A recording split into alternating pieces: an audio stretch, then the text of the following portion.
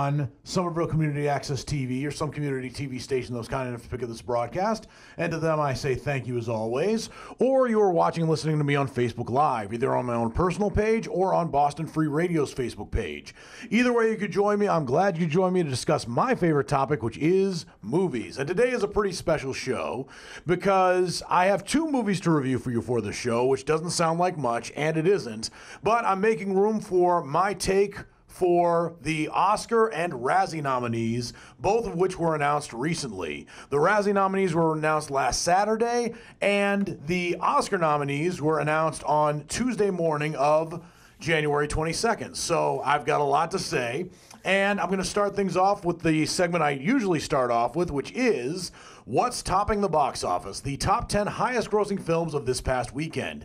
Many of them are hits, some of them might be flops, but I will let you know the difference as I go down the list. And the number one movie at the box office is not too much of a surprise, but it still is noteworthy, of course. It is the movie Glass, directed by M. Night Shyamalan, which is, of course, a sequel to Unbreakable and Split, which I will review later on in the show. This weekend, it grossed a very impressive $40.5 million here in the United States and Canada, and around the world, it has grossed $95.5 million, and that against a budget of $20 million. So right out of the gate, Glass is a certified hit here in the States and around the world, and that doesn't happen often, particularly to number one movies, which you probably wouldn't expect. The Upside was number one at the box office last week. This week it fell down to number two, having grossed $15 million at the domestic box office this past weekend. Against a budget of $37.5 million, The Upside has so far grossed $43.3 million here at home and $50.8 million total around the world, making it a tentative hit here at home and around the world. So it's not off to the best start, but it still has hopes of recouping its budget and then some.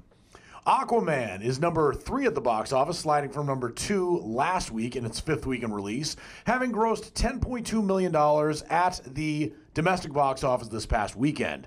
Against a budget ranging from $160 to $200 million, Aquaman has so far grossed $304.2 million here at home and $1.07 billion around the world, making it a tentative hit here at home, but around the world it is most definitely, bar none, a certified hit. The number 4 movie at the box office is quite surprising because not only have I not seen this movie, I have also never heard of it. Of course, I've heard of the franchise. The movie is called Dragon Ball Super Broly. What Broly means, B-R-O-L-Y, I don't know. I guess it's the name of one of the characters in Dragon Ball. I'm not particularly familiar with Dragon Ball. I mean, I know the anime show, but I don't know any of the characters in the show. And even if I did see this in theaters near me, I probably wouldn't have seen it because I don't know anything about Dragon Ball. But against a budget of $8.5 million, Dragon Ball Super Broly has so far made $20.2 million here at home and $69.9 million worldwide, which means even though I know absolutely nothing about Dragon Ball, other than the fact that it's kind of like Pokemon, forgive me for my ignorance, it is already a certified hit here at home and around the world, which is very impressive and shows the strength of such a franchise. Spider-Man Into the Spider-Verse is number 5 at the box office this week, down from number 4 last week, which isn't a huge drop. It made $7.6 million here domestically this past weekend. Against a budget of $90 million, Spider-Man Into the Spider-Verse has so far grossed $158.6 million here at home and $325.4 million around the world, making it a tentative hit here domestically, but around the world it is already a certified hit. A Dog's Way Home was number 3 when it debuted last week. This week it fell to number 6, having grossed $7.2 million at the box office, and I don't think Spider-Man Into the Spider-Verse would let a dog movie beat it, if it had feelings. But in any event, against a budget of $18 million, A Dog's Way Home has so far grossed here at home $21.4 million, and around the world has so far grossed $29.3 million, making it a tentative hit here at home and around the world, which is off to a pretty good start, especially considering its competition. Escape Room, in its third weekend release, is number 7 at the box office, sliding from number 5 last week, having grossed just $5.6 million domestically this past weekend. Against a budget of just $9 million, which is very modest, Escape Room has so far grossed $41 million here at home and $55.2 million around the world. So even though it hasn't really grossed much compared to Aquaman and even Glass at this point, Escape Room is still a certified hit here at home and around the world, considering that at home alone, it has grossed over 4 times its budget, and that is quite impressive.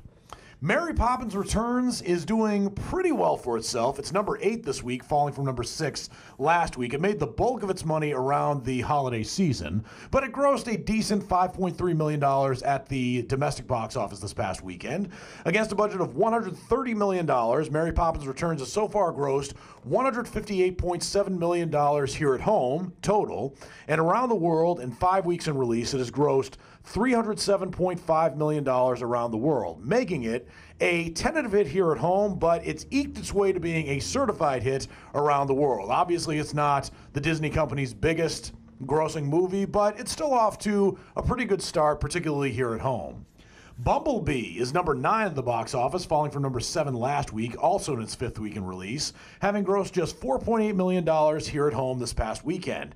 Against a budget ranging from $100 to $137 million, Bumblebee has so far grossed $116 million here at home, and around the world it has grossed $413.5 million, making it not a hit yet here at home, but around the world it is a certified hit. And finally, On the Basis of Sex, number 10 at the box office, falling from number 8 last week, but last week it made its debut in its 4 weeks in release. It grossed just $3.9 million domestically this past weekend, but against a budget of $20 million, On the Basis of Sex has so far grossed $16.8 million here at home and $18.2 million worldwide, which means it's not a hit here at home or around the world, but it's off to a pretty good start, especially given its competition. So I'm a cat, and I just moved in with this new human. And she's got this little toy she's always playing with, all day long. Tap, tap, tap, tap, bloop, bloop. She can't put it down. There it is. Oh, and get this. She even talks to it. Last week, she asked it for Chinese, and guess what? Egg rolls showed up. Like magic. Humans have cool toys. A person is the best thing to happen to a shelter pet. Be that person. Adopt. Brought to you by the Ad Council and the ShelterPetProject.org. Hey listeners, this is Carla from Cue the Sax. Cue the Sax is on every Tuesday from 7 to 8 p.m., bringing you an eclectic mix of music with genres ranging from indie rock to jazz to R&B and everything in between. Keep it locked to Boston Free Radio. Welcome back to Words on Film, the spoken word show dedicated to moving pictures. I'm your host and movie critic, Dan Burke, and the first movie I'm going to be reviewing for you is Glass, which is the long-awaited sequel to both Unbreakable and the movie Split, which came out 2 years ago and was an unexpected box office hit and also an unexpected comeback for writer and director M. Night Shyamalan, who'd been kind of trudging away over these last couple of years with duds like Where Do I Begin? That's not one of his movies, but there's The Last Airbender, which received some backlash. There was Lady in the Water, which no one knew what to make of, including me, but he went back to his roots, actually developing a franchise for arguably one of his most underrated movies until recently.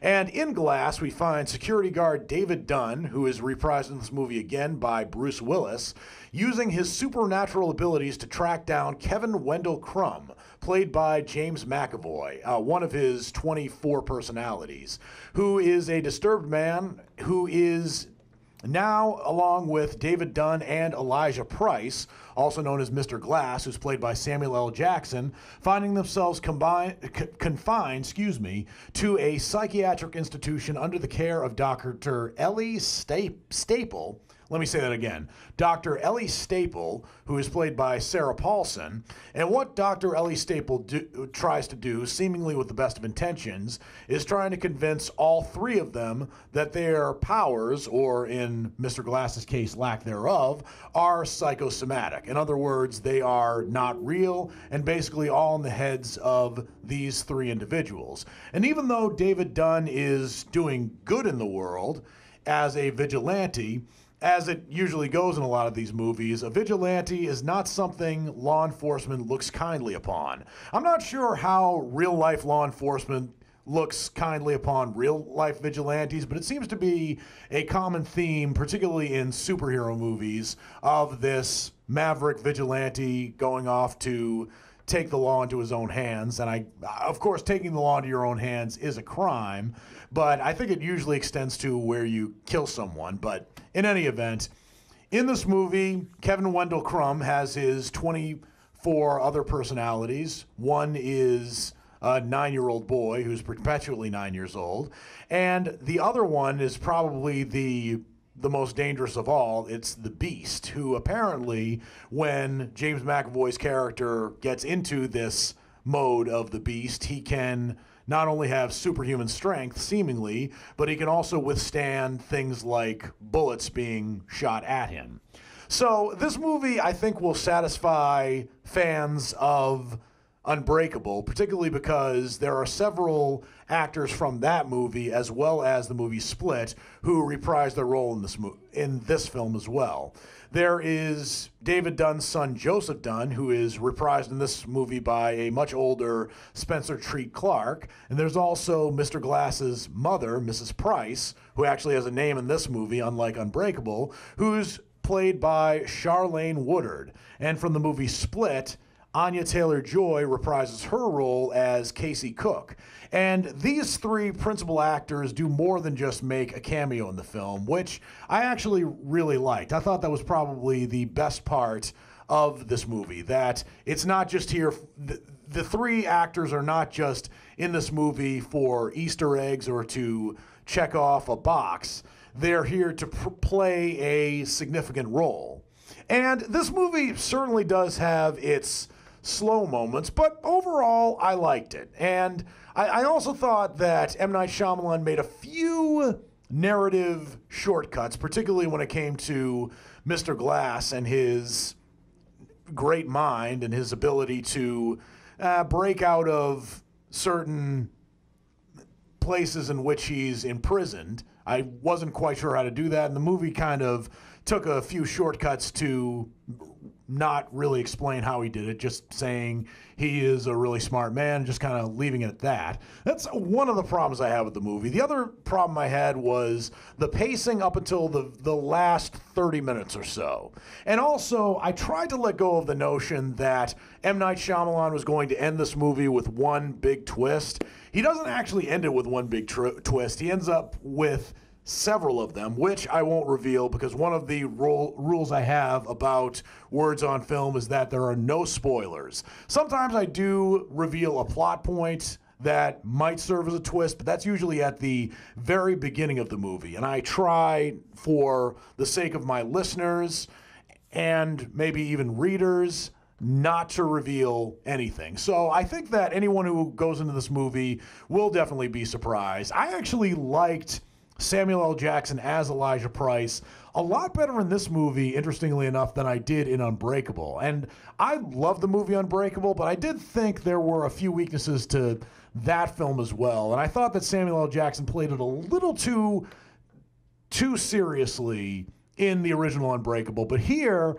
even though he spends part of the film catatonic, which may or may not be a ruse, in this movie, it looks like he's at least having a little bit more deadpan fun, which I certainly appreciated. And of course, being the villain, the villains certainly in just about any movie, particularly superhero movies, they look like they're having a lot of fun. And Samuel L. Jackson and James McAvoy are certainly no exception to that rule. But with that said, the movie also maintains some dramatic gravitas as well, which certainly brings you to be on the side of Bruce Willis's character. And Bruce Willis turns in a commendable performance in here, certainly a lot better than the one he turned in the remake last year of the movie Death Wish. Death Wish is the name of the film. Of course, I'm doing this commentary sort of on the spot, so sometimes some movie trivia slips out of my mind every now and then. But I thought that Glass had a few weaknesses, but most of them were more narrative than in terms of acting. And I thought that Sarah Paulson actually probably acted the best in this film. So I'm giving this movie a check out. I certainly think it continues M. Night Shyamalan's hot streak right now of making better movies than The Lady in the Water or The Last Airbender. And you could probably name your own really bad M. Night Shyamalan movies. But I think this is a continuation in the right direction for M. Night Shyamalan. Certainly, there is a little bit of a disadvantage that M. Night Shyamalan has to overcome with this film, particularly when superhero movies weren't as big in 2000 as they were now. But still, I recommend it. The possibility of lung cancer can be pretty scary, especially if you're one of approximately 8 million current or former smokers at high risk. That's why SaveByTheScan.org wants you to know that now there's a breakthrough low-dose CT scan that can detect lung cancer early, and it only takes 60 seconds. You stop smoking, now start screening. For an easy quiz to see if you're eligible, visit SaveByTheScan.org. It could save your life. SaveByTheScan.org is brought to you by the American Lung Association's Lung Force Initiative and the Ad Council. Are you a dope beat looking for a fresh MC? Or maybe you're a fat beat in search of a fly melody? Join DJ Osh every Wednesday from 7 to 8 on The Bridge. Boston Free Radio.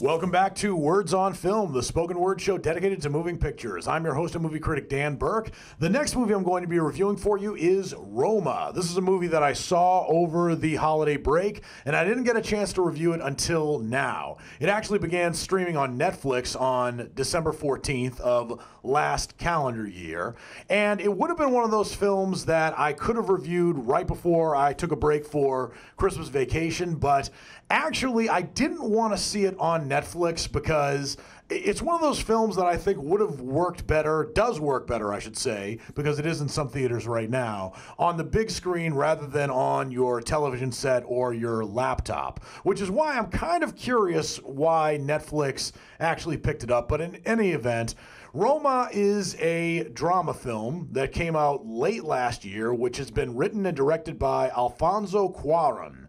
And Alfonso Cuarón is a Mexican director from Mexico City whose other directorial efforts include Gravity, for which he won the Academy Award for Best Director, Y Tu Mama Tambien, which got him international attention, and he also he's also directed a number of other films, including Children of Men, which received some nominations. So Alfonso Cuarón has not directed a movie that's set in Mexico for quite some time, but this is a semi-autobiographical film that is set in 1970 and 1971 in the Colonia Roma neighborhood of Mexico City, which is more the slightly upper-class neighborhood of Mexico City, where there is a maid by the name of Sofia, who's played in this movie by Yalitza Aparicio, who is actually a newcoming actress. She has never acted in a film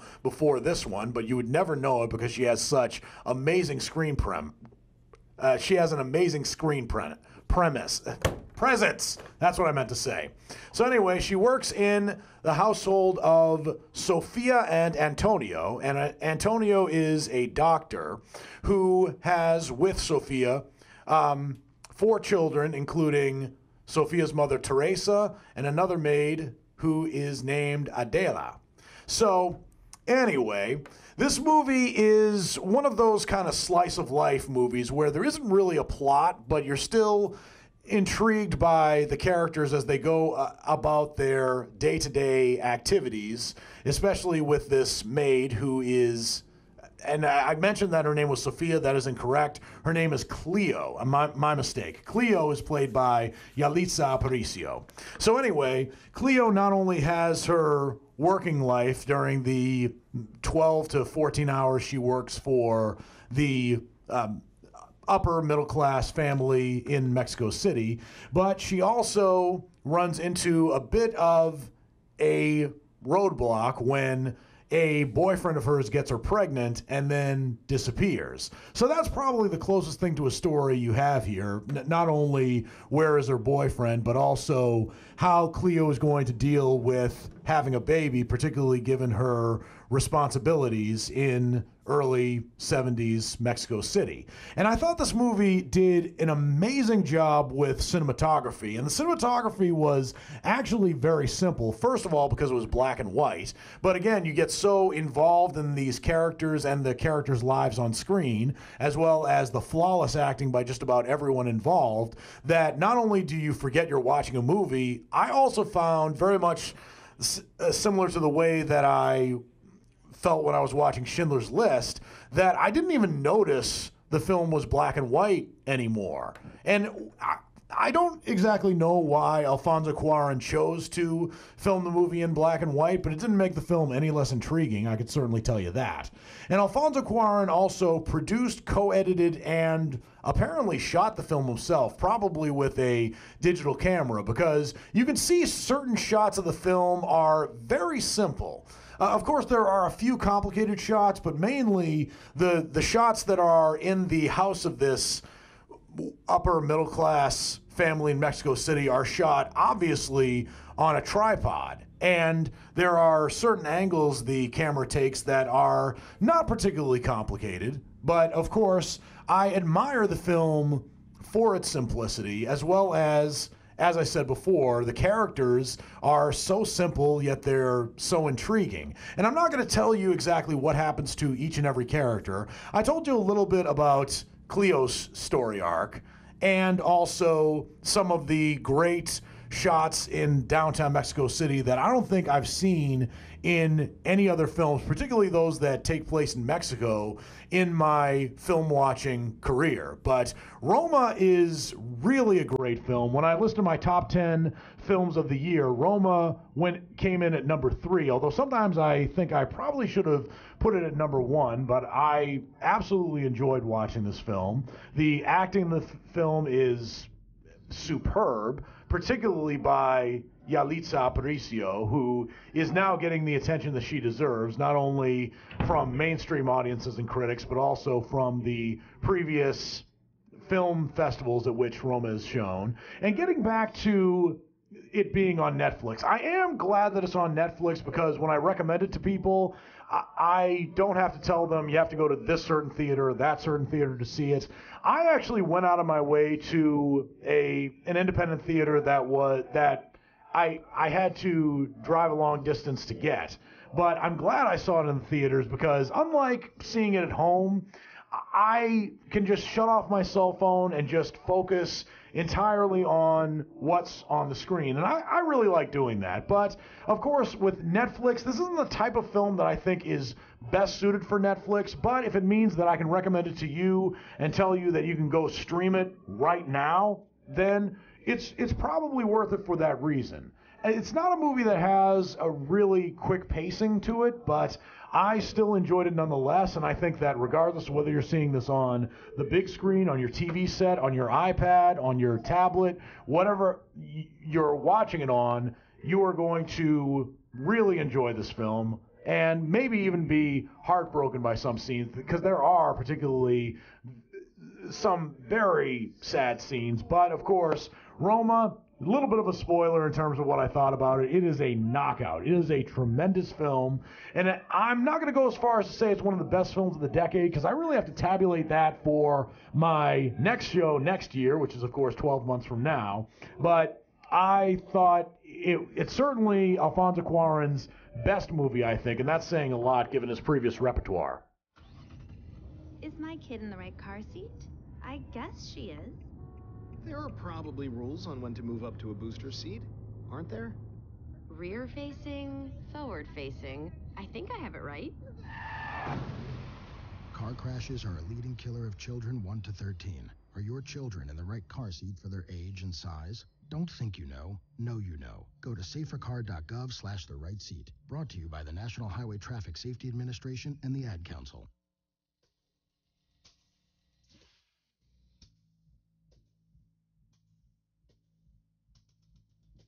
This is Alan Patterson. I want to invite you all to tune into my music radio show, Voices of Time, heard live each and every Wednesday from 3 to 5 p.m. Eastern Time on Boston Free Radio at bostonfreeradio.com. Voices of Time, while founded on the golden age of music from the 60s and 70s and all its permutations, also visits other eras and many genres. We feature rock and roll from its original era and beyond, rock in all its variations, including prog, psychedelia, garage and punk, Motown, old school R&B, soul, blues, jazz, gospel, folk, old school country, zydeco, all music New Orleans, rockabilly, bluegrass, world music, comedy, poetry, and spoken word, and much more. Please come and join me for an adventurous 2-hour ride into the stratosphere of sound where the voices of time reverberate for all eternity.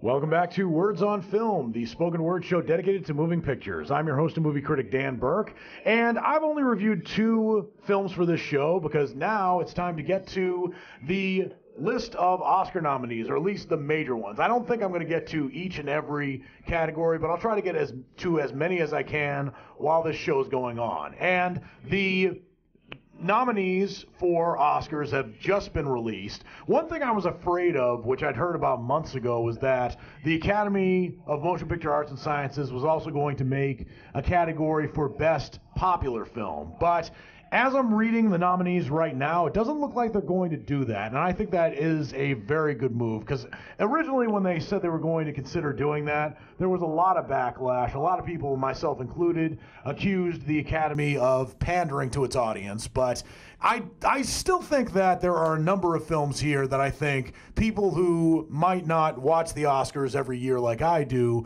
will still be satisfied by seeing. And I will reveal who I think will win and who I think should win probably as the Oscars get closer. But in any event, let's get to the nominees. So starting with Best Picture, there are 8 nominees this year, and they are, in alphabetical order: Black Panther, A Star is Born.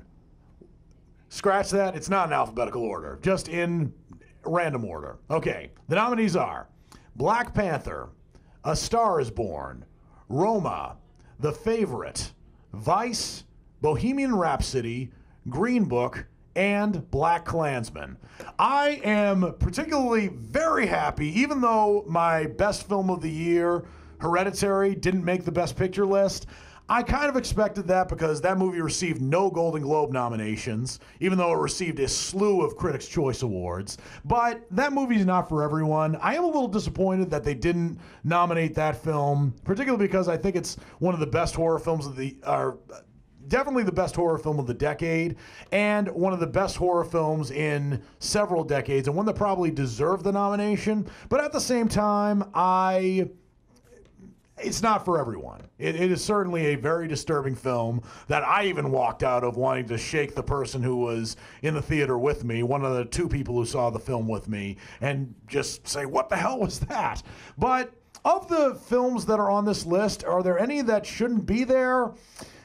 I can't really think of any. If you were to put a gun to my head and demand that I take one off the list, I'd probably take off Green Book. And I did give that the movie a rating of a knockout, but I still think it's not completely out of place on this list. I am so happy to see Black Klansman on the list, my second best film of the year. Black Panther, I'm actually surprised to see, but I'm also pleasantly surprised, I should say. And I think if you were to have told me back in late September that A Star is Born, the one with Lady Gaga and Bradley Cooper, would be nominated for Best Picture, I would have thought you were crazy. But then I saw it, and then I thought, well, it deserves to be there. So I think overall there aren't too many disappointments in the Best Picture category for me. For Best Actress in a Leading Role, the nominees are Glenn Close, The Wife; Lady Gaga, A Star is Born; Yalitza Aparicio for Roma; Olivia Colman for The Favorite; and Melissa McCarthy for Can You Ever Forgive Me?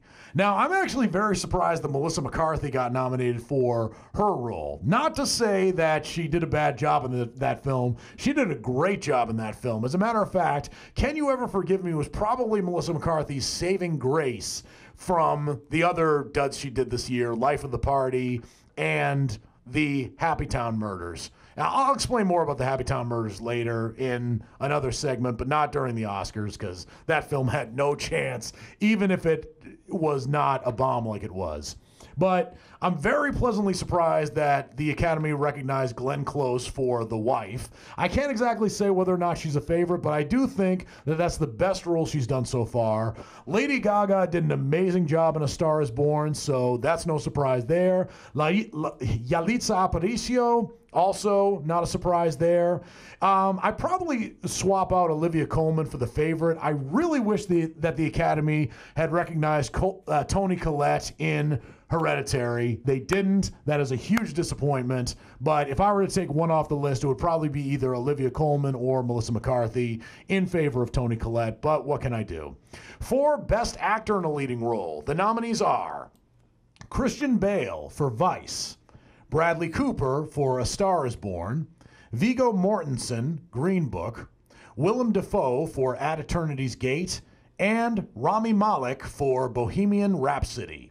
So, great call on Christian Bale, Bradley Cooper, and Rami Malek for Bohemian Rhapsody. Willem Dafoe for At Eternity's Gate, I thought was a good choice. I mean, he did fantastic in that film. The only thing is that Willem Dafoe is in his early 60s, and he was playing a guy who died at the age of 37, which might hinder his chances of winning Best Actor, but right now, I think Christian Bale probably has the best chance of winning this award. If I were to take one of these actors out of this category, yeah, again, if you put a gun to my head, it would probably be Viggo Mortensen for Green Book. But then again, I probably would have thought Mahershala Ali would have been the lead actor in that film. But again, Viggo Mortensen did a commendable job, so not a huge disappointment in terms of those nominations. So for Best Supporting Actress, the nominees are Amy Adams for Vice; Marina de Tavira for Roma; Regina King for If Beale Street Could Talk; Emma Stone for The Favorite; and Rachel Weisz for The Favorite. So a lot of times this happens where two actors or actresses get nominated for the same movie in the same category. It happened this year with, of course, Emma Stone and Rachel Weisz. And I actually thought that was a good move because both of them were excellent in The Favorite. Would they win over either Amy Adams or Regina King? I don't exactly know, but I still thought those are very good picks. And Marina de Tavira in Roma, I can't exactly remember what role she played in Roma, but either way, Roma was an excellent film, and I'd have to do my research, even though I just reviewed the film, to find out what role she played and if she really deserves to be nominated. But overall, good choices for supporting actress. Best Supporting Actor, the nominees are Mahershala Ali for Green Book; Adam Driver, Black Klansman; Sam Elliott for A Star is Born; Richard E. Grant for Can You Ever Forget? Freedom. Exploration. Fun. Pride. Flexibility. Travel. Protection. Ability. Friendship. Excitement. Escape. Control. Independence. Distracted driving means. Danger. Recklessness. Irresponsible. Chaos. Police. Devastation. Injury. Tears. Death. Safe driving means staying alert and staying alive. Visit StopTextStopWrecks.org, a message brought to you by the National Highway Traffic Safety Administration, Project Yellow Light, Noise, and the Ad Council. Boston Free Radio has no corporate agenda. We're independent media for the people. Your music, your voice, your station.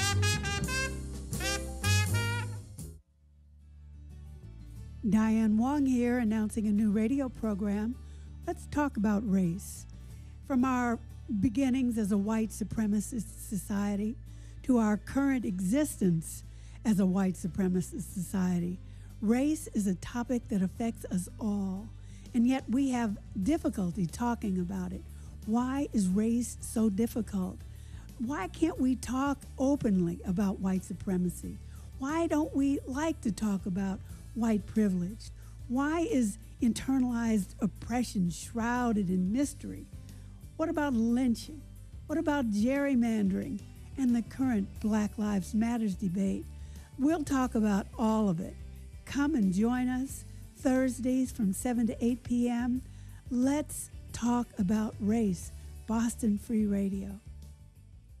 Welcome back to Words on Film, the spoken word show dedicated to moving pictures. I'm your host and movie critic, Dan Burke. Continuing with my list of, or rather the reading down of the nominees for Oscars, I was actually cut off there when I was reading the Best Actor in a Supporting Role, so let me get back to that. So, again, the nominees for Best Supporting Actor are Mahershala Ali for Green Book, Adam Driver, Black Klansman, Sam Elliott, A Star is Born, Richard E. Grant for Can You Ever Forgive Me, and Sam Rockwell for Vice. If I were to take one actor off of this list, I'd probably take off Sam Rockwell because he wasn't in the movie for the movie Vice, where he played George W. Bush for very long. I thought he did well in the role, but I didn't think he was good enough to be the Best Supporting Actor this year, although he is coming back after a very deserved Best Supporting Actor win last year for 3 Billboards Outside Ebbing, Missouri. But if I were to replace him with anyone, it would have been the actor who is in Hereditary, Alex Wolff, whose name I temporarily forgot, but Alex Wolff should have gotten a nomination somewhere here. But it's great to see Mahershala Ali get nominated for Green Book. Sam Elliott is a surprise there for A Star is Born, but it's not undeserved. Richard E. Grant for Can You Ever Forgive Me, also a great choice. In terms of Adam Driver being nominated, I thought either he or Topher Grace, who in that movie played David Duke, should have been considered as well. He probably was, but it's great to see Black Klansman get as many Oscar nominations as it has. So very good for that movie. Now on to Best Director. Here's a category with which I am very pleasantly surprised. The nominees for Best Director are Spike Lee for Black Klansman, Pavel Pawlikowski for Cold War, Yorgos Lanthimos for The Favorite, Alfonso Cuarón for Roma, and Adam McKay for Vice. So this is significant because Spike Lee, despite his prolific film career, has never been nominated for an Oscar for Best Director until this year. This is huge. He probably should have been the first to be nominated, but he is the 6th black man ever to be nominated for Best Director and the 5th African American. The ones who beat him to that distinction include Jonathan Singleton, Lee Daniels, Steve McQueen, the only non-American black man on the list, Barry Jenkins, and Jordan Peele. So kudos to Spike Lee for getting nominated. He definitely deserved this, and it was a long time coming. Who's going to win? I'm not going to mention that right now. Just get to the other categories. For Best Original Screenplay, the nominees are First Reformed, Green Book, Roma, The Favorite, and Vice. Again, great nominees here. I'm not disappointed with any of them. If you were to put a gun to my head and tell me which one I'd take out, I would probably say Green Book. I would have replaced it with Hereditary because that was a great screenplay, a great story. It's great to see First Reformed, which was one of my top 10 favorite films of the year, get nominated for something, if not for the acting category. So I'm very pleasantly surprised by that category. For Best Adapted Screenplay, the nominees are The Ballad of Buster Scruggs, Black Klansman, Can You Ever Forgive Me, If Beale Street Could Talk, and A Star is Born. So probably the biggest surprise on this list is The Ballad of Buster Scruggs, considering that I did not know that was actually adapted from another source. I guess it was a series of stories that the Coen brothers wrote and maybe adapted a little while later, but that was still a very entertaining as well as very shocking anthology of short films. So it's great to see it at least get some Oscar recognition. It's great to see Black Klansman on the list, as I said, and really not too many disappointments here. For Best Adapted Screenplay, If Beale Street Could Talk, that was definitely well-deserved. And A Star is Born, considering it was the fourth remake, it made the nominations list against the odds. So, now on to Best Animated Film. So, I was hoping deep down inside that 3 animated films would get nominated for this category. And all 3 of those films did. Unfortunately, they didn't make my top 10 list, but that's another story for another time. Best Animated Feature Film. The nominees are Incredibles 2, Spider-Man Into the Spider-Verse, Mirai, Ralph Breaks the Internet, and Isle of Dogs. So, Ralph Breaks the Internet, Isle of Dogs, and Spider-Man Into the Spider-Verse, I was hoping would get a nomination. I am surprised that Incredibles 2 also got a nomination. It's only the third Disney movie and the second Disney Pixar movie that's a sequel to get nominated for this award. Because there were several other movies that were sequels to Pixar films that I thought should have been nominated but weren't. And they include Monsters University and Finding Dory, both of which were snubbed by the Academy, but this year they made up for it, and Ralph Breaks the Internet, certainly I was thinking would be the underdog, but I think if I were, I'm not going to go into choosing a winner yet. That's going to be another time. And as for the animated short films, the short films I'm not going to go over until I actually see them. I'm going for the Best Documentary Feature. Okay, here are the nominees. Best Documentary Feature, the nominees are Free Solo, Minding the Gap, Of Fathers and Sons, RBG, and Hale County This Morning, This Evening. So of the 5 nominees, Free Solo and RBG are the only ones I've seen. I haven't seen Minding the Gap, Of Fathers and Sons, or Hale County This Morning, This Evening. I really wanted to see that. That was playing this weekend at the Brattle Theater, but unfortunately I was out of town. If there was one film that I thought should have been in the Best Documentary Feature, I probably would have said Won't You Be My Neighbor. A lot of people loved that film, but honestly, this was a year of great documentaries, and a shame that only 5 movies could be nominated for Best Documentary Feature. There are other categories I could go over right now, including, well, a lot of the sciences, Best Film Editing, Best Sound Editing, Best Sound Mixing, and so on and so forth. I guess I'll go with Original Song next, but I'm going to make this very quick. But either way, I'm impressed with these nominees as well as the movies from which they come. Don't ignore facial redness. It could be an early warning sign of rosacea, a life-disruptive facial disorder that gets worse without treatment. Over time, the redness becomes more persistent, and tiny blood vessels may appear. Without medical help, bumps, pimples, and even facial disfigurement often develop. 16 million Americans have rosacea, yet only a small fraction are being treated. Don't ignore the warning signs. See a dermatologist or visit the National Rosacea Society at rosacea.org. I love those real sick sounds. They're the ones that move me. The thinly blow, neurotic tone, intensify and groove me. All this and more on Unpopular Music, Saturdays at noon on Boston Free Radio. Welcome back to Words on Film, the spoken word show dedicated to moving pictures. I'm your host and movie critic, Dan Burke. And now the nominees for Best Original Song. And I'll probably do Best Original Score after this. The nominees for Best Original Song include All the Stars, performed by Kendrick Lamar and SZA from Black Panther. I'll Fight, performed by Jennifer Hudson from RBG. Shallow, performed by Bradley Cooper and Lady Gaga from A Star is Born. The Place Where Lost Things Go, from performed by Emily Blunt from Mary Poppins Returns, and When a Cowboy Trades His Spurs for Wings, performed by Tim Blake Nelson from the movie The Ballad of Buster Scruggs.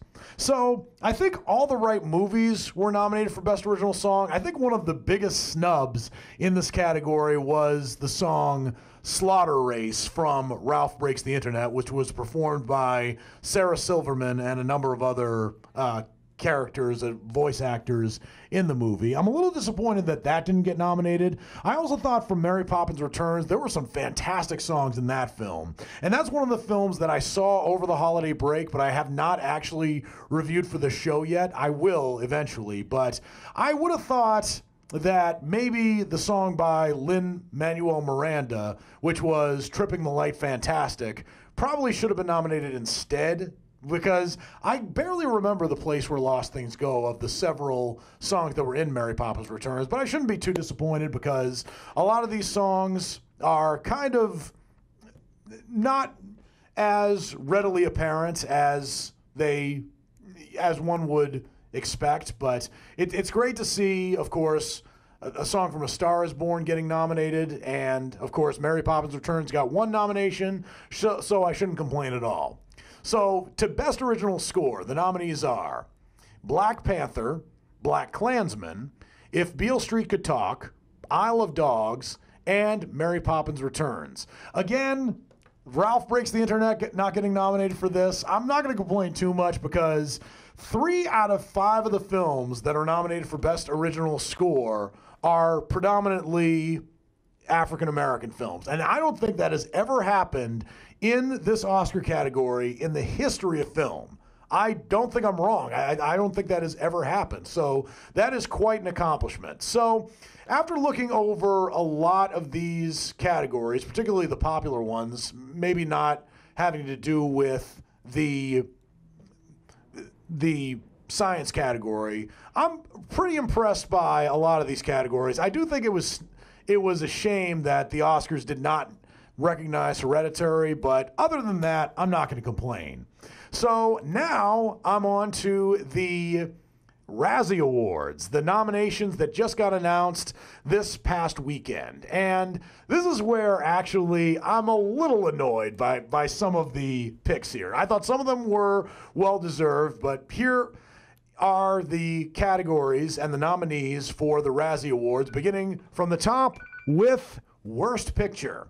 The nominees are, for Razzies, Gotti, The Happy Time Murders, Holmes and Watson, Robin Hood, and Winchester.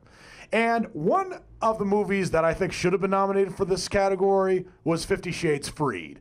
I'm also disappointed that the Razzies didn't recognize Death of a Nation, Can We Save America a Second Time, which was the so-called documentary made by that troll Dinesh D'Souza. But I do think all these films were deserving of Worst Picture, except for The Happy Time Murders. I think that people are way too hard on that film. I saw it. I didn't love it. I noticed the flaws in the film, but I didn't think it was as bad as everyone else said it was. I also don't understand why people hated The Happy Time Murders and actually liked Sausage Party. I still thought they were kind of in the same category of movies that are raunchy despite having an art style that traditionally appeals to children. But in any event, those are the nominees for Worst Picture. There's nothing I can do about them now. For Worst Actress, the nominees are Jennifer Garner, Peppermint, Amber Heard, London Fields, Melissa McCarthy for The Happy Time Murders and Life of the Party, not Can You Ever Forgive Me, interestingly enough. But, of course, interestingly enough, meaning that deservedly, because Can You Ever Forgive Me was an excellent film. Helen Mirren for Winchester, and Amanda Seyfried for The Clapper. So I have not seen either The Clapper or London Fields. I'm actually kind of surprised because I see over 200 movies a year, so I can't comment onto how good or how bad those films are. Jennifer Garner for Peppermint I didn't think was deserved because I thought she was actually good in that film. The film wasn't perfect, but I liked seeing Jennifer Garner play a badass again rather than the loving mother that she's been playing for the last 10 years. Helen Mirren for Winchester, I, of course, agree that Winchester was a terrible movie. I didn't think it was Helen Mirren's fault. And Melissa McCarthy, nominated for Life of the Party, maybe. For Happy Time Murders, as bad as you might think the Happy Time Murders are, it was not Melissa McCarthy's fault that the Happy Time Murders had the flaws that it did. So I also thought that nomination was not quite deserved. For Worst Actor, the nominees are Johnny Depp, voice only for Sherlock Gnomes, Will Ferrell, Holmes and Watson, John Travolta for Gotti, Donald J. Trump as himself in Death of a Nation and Fahrenheit 11/9, and Bruce Willis for Death Wish. So, again, if I were to choose any winners for this category, it would be Donald J. Trump. And that's not actually speaking to how bad the documentary Death of a Nation is, because he was nominated for Death of a Nation and Fahrenheit 11/9. Both are divisive documentaries, although I will say that Fahrenheit 11/9, while not a perfect documentary, was much better than Death of a Nation. So it's a little dicey, Donald Trump getting nominated, but I think he's probably going to win.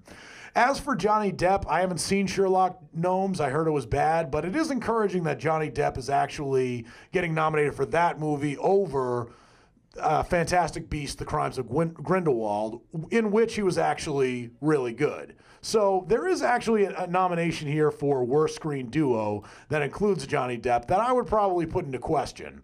But again, this is a little bit of a disappointing list, but with the Razzies, I think they're pleasing themselves rather than trying to please critics, and I actually respect it for that.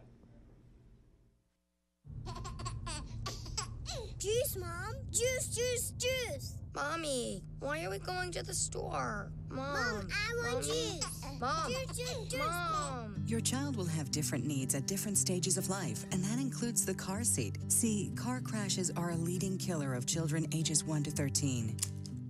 Protect your child's future at every stage of life. Go to safercar.gov/the-right-seat. A message from the National Highway Traffic Safety Administration and the Ad Council. Every Tuesday at 3, something special happens on Boston Free Radio.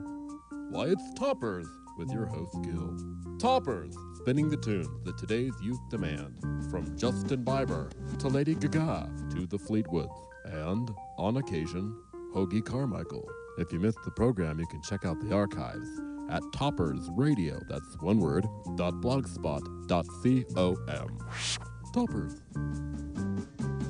Welcome back to Words on Film, the spoken word show dedicated to moving pictures. I'm your host and movie critic, Dan Burke, and continuing with my review of the Razzie nominations, which were announced on Saturday, January 19th, the nominees for Worst Supporting Actor are Jamie Foxx for Robin Hood, Ludacris, voice only, for Show Dogs, Joel McHale for The Happy Time Murders, John C. Reilly for Holmes and Watson, and Justice Smith for Jurassic World Fallen Kingdom. So I don't know exactly who Justice Smith is.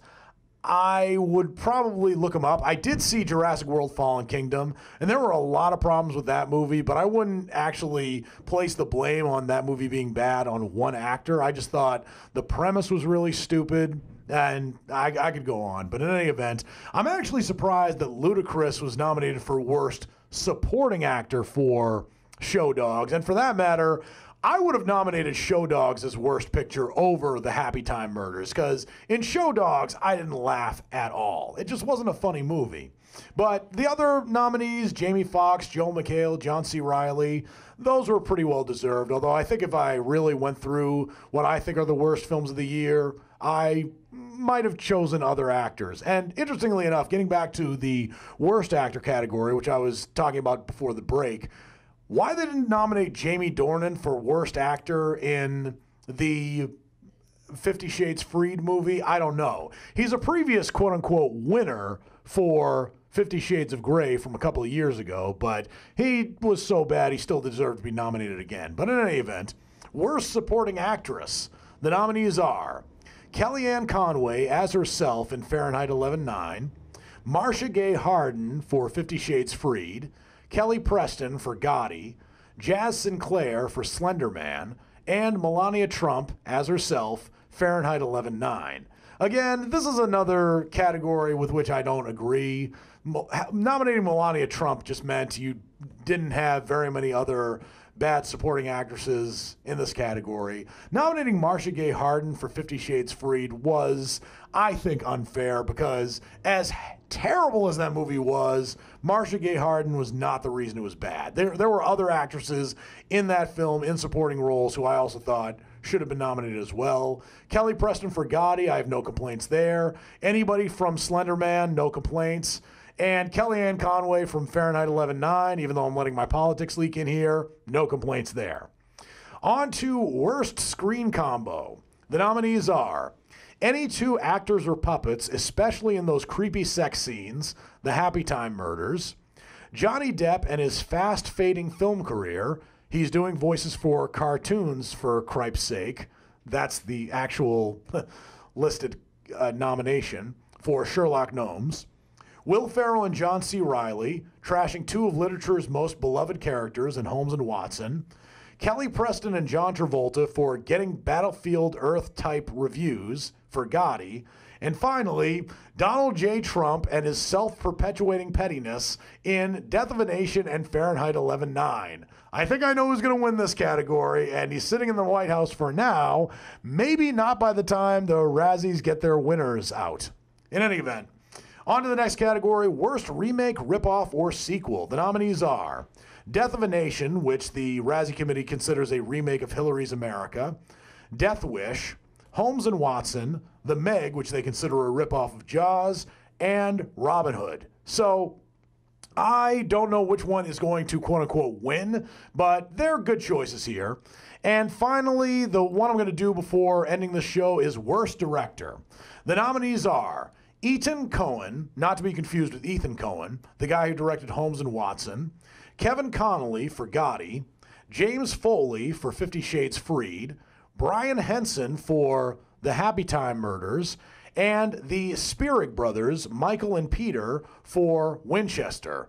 Again, I'm not sure which ones are going to win. I hope Brian Henson does not win this category because, again, I think people are a little too hard on The Happy Time Murders, and I think people should just probably give that movie a chance, or maybe it's just the times in which we live, 2018, considering that none of the films that I picked for Best Movie of the Year were comedies, and I think this is just a film, this is a year where people didn't really get into comedies as much as they did during the Obama era.